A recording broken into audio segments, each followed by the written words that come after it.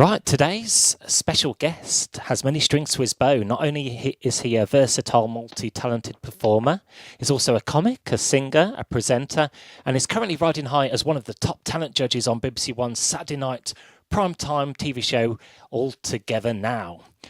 Some of you might know him as Paul L. Martin. Most of you will know him as Paulus. So without further ado, it's now time to invite Paulus onto my Drivetime show. Good afternoon, Paulus. Thank you for speaking to us today. No problem. Nice to be here. Welcome to the show. Now, Paulus, is that your real name or is that the name of your act? Paulus is, I guess, my alter ego.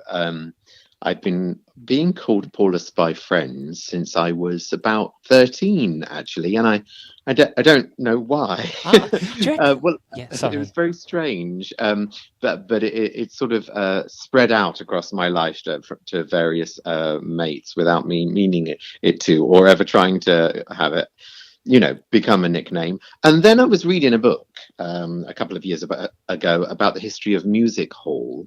And I learned that there was a very famous French music hall performer in the 1800s who used to work a lot in England, and his name was Paulus. And at that time, a couple of years ago, when I was reading the book, I was thinking of having a bit of a rebrand of what I looked like and what I did. And I thought, it's fate. That is what I shall be called. Wonderful. And that stuck to you to this very day. It has indeed, and any inspiration from the Romans? Because I did look into the name Paulus. It's got a bit of a Latin-Roman kind of a link to it. Oh, does it? I didn't know that. No, I am aware that... I think Friedrich Paulus was the last person to be in charge of the Nazi Party during the Second World War, the Nazi regime. So, obviously in great company there. But I didn't know about the Roman connection, no. Wonderful.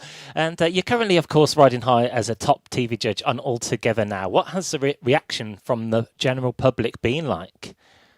Well, I'm a bit different in series 2 than I was in the first one. I'm taking myself perhaps a little less seriously, although I'm judging the acts in the same way.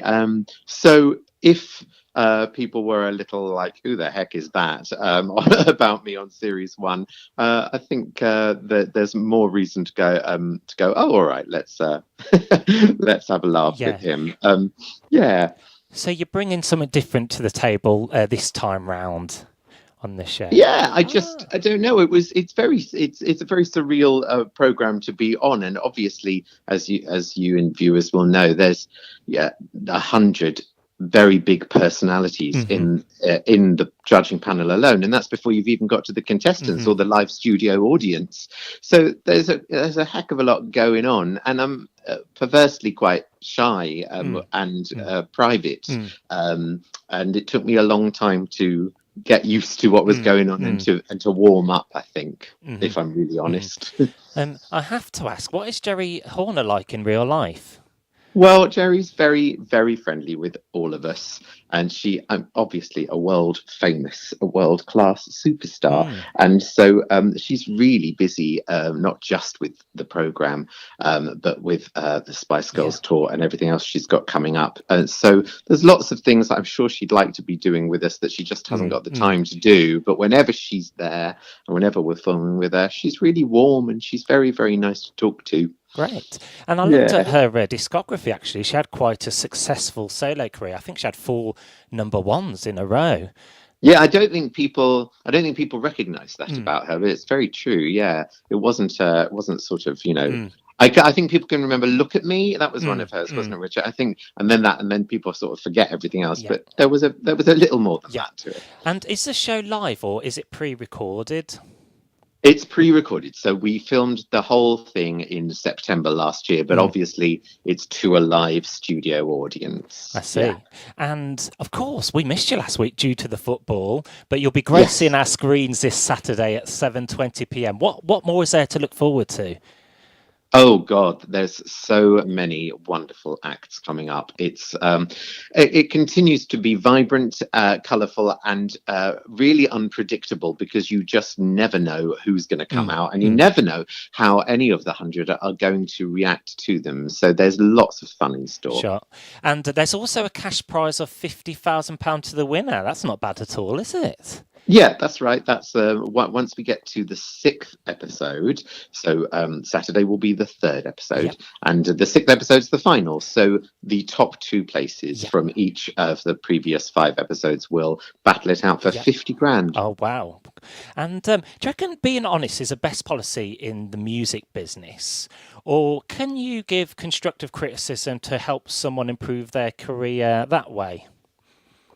I don't think the two things are mutually exclusive. I think Mm. you can be honest and be constructive at Mm. the same time. And very, very, if you watch the program carefully, people will know that I don't ever attack any Mm. performer's personality, and I'm never unkind, although I am rather blunt Hmm. with my feedback sometimes. And I think there's a very big Yeah. difference.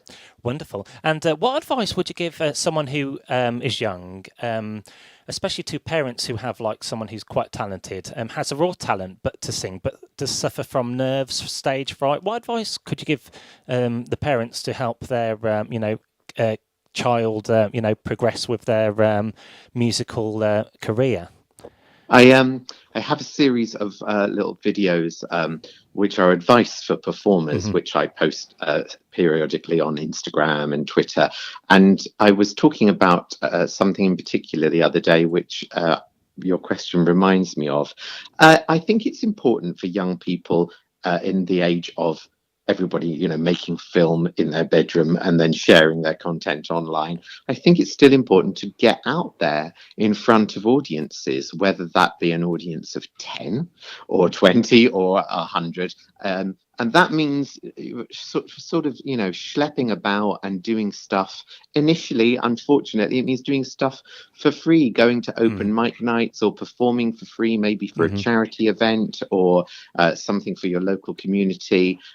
It's a contentious issue. Lots of people Mm-hmm. don't agree with me on this, but it's how you learn, and it's the stomping ground, if you will, and that's, I think, the best thing to do. Otherwise, you can suddenly go from sitting in your bedroom playing your guitar and Mm-hmm. singing to being in front of the 100, for example, Yeah. and that's going to be a Yeah. shock. So good advice there. So go out There's there nothing and like there's nothing like the reaction of a live yeah. audience, good or bad one. You'll Yeah, learn sure. something. So we talked about All Together now and a little about the music. And I've read you a bit of a tea connoisseur. Tea, yeah, I love tea. I think it's my fuel, actually, if I'm Be honest. brilliant. I have to ask, do you put the milk before the tea or after? I do. I put the milk in first, and Yeah. for many, many years, I thought that the Queen did that too. And I was told the other day that that's not true. Hmm. And my mind has been blown by this information because I Sure. spent 40 years going, but the Queen puts the milk in first too, like that was justification. And apparently it's not true. But I found out that the reason you're supposed to put the milk in first is if you're using bone china, it's to prevent it from cracking because the milk has sort of, cooled the liquid that's about to hit the cup. That's apparently where that comes from. Well, you learn something new every day. I just did it because the Queen did, I thought. And if you had to choose a singer or a band or an artist at a concert which would make you stand on your feet all night, who would it be? I've seen Alison Moyet live more than any other performer, and I adore her. Mhm. And even the music from her early years that she hates, I adore. And I'm a massive fan, and I would stand up all day, every day for Alison. Good choice. I loved Yazoo, Yazoo were brilliant. Yeah, absolutely. I'm shocked and appalled to be admitting that I'm old enough to know what you're talking about, but I am. Well, then, what is your favourite decade in pop music if you had to choose one? Well, I was a teenager in the late 80s and early 90s. Mm-hmm. So I was watching Derry Girls on Channel 4 the other day, and their soundtrack is really 90s centric. Mm-hmm. And it took me quite a long time to realize, because I haven't seen the program before, and I just came in halfway through a series, and I suddenly went, oh, right, this is in the 90s. That's why they're playing all this 90s music. And every song was really cool and really just reminded me of, out with friends at pubs and clubs, and just having hair and hope and all of those things I had back then. It's funny with music because at the time you don't think music's good, but upon reflection, a couple of decades later, it does hold back a lot of memories, doesn't it? Yeah, it is strange. I don't remember sitting around in the 90s thinking, God, this is a marvelous decade for music, but I think it is now. So, of course, the 90s seems to be back with fashion amongst young kids at the moment. Were you ever into Britney or Christina, or out the two, which one would you prefer? Well, I wasn't a fan of either. I wasn't a massive fan of either. I've always liked quite obscure performers, more obscure than that. But if I was to choose between Britney or Christina, I would choose Britney because I used to work at a drag cabaret bar, and I used to do a routine to Hit Me Baby One More Time, like in the school uniform with pigtails, the whole works. Yeah. And it was one of the very first routines I ever did as a drag queen at the world famous drag club Madame Jojo's back in the day. So for that reason, I would choose Britney. Thank you very much for that one. And we're on to your music as well. You're also a performer yourself.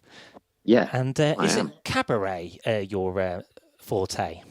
Yeah, I trained in musical theatre, and I very quickly went down the sort of slip road of into the cabaret world. And sometimes I perform in drag, and sometimes I perform out of drag. And these days, Paulus at a cabaret event is, I guess, a hybrid of man and woman. Not that I'm really interested in the labels man or woman, but yeah, I wear makeup and wear some.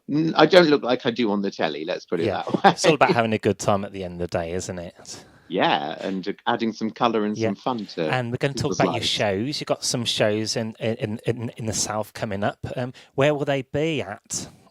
Oh, I've got so my show with my band, Paulus Beta, is at the very early April. I'm in Margate in Kent on the 4th of April. Mm-hmm. I'm in Waterman's Arts Centre in Brentford on the 5th of April. Then I zoom down to Cardiff for one night at the Wales Millennium Centre on the 6th of April, and then I'm back to London on Sunday the 7th of April at Toulouse-Lautrec Jazz Bar. And it's a one-man musical. Half the songs are covers, half are original songs by me and my writing partner, Jordan Clark, who's a tremendously talented composer. Sure. And people can find you on Facebook. Is it Paulus Fabulous, where they can find? Yes, you can find me on Facebook under Paulus Fabulous, or on Instagram I am Paulus Looks, and on Twitter I'm Paulus Says. But if you just search Paulus, I think I'll appear probably. Lovely job. As long as I'm not the one that's linked to the Nazi party, you'll probably be fine. You'll be fine. And we're also going to play one of your songs now called Tribe. And I must say, it's one of the most well-controlled and sincerest vocals I've seen in a while. Well, thank you. That's very kind. I guess I wrote Tribe for people who maybe feel other.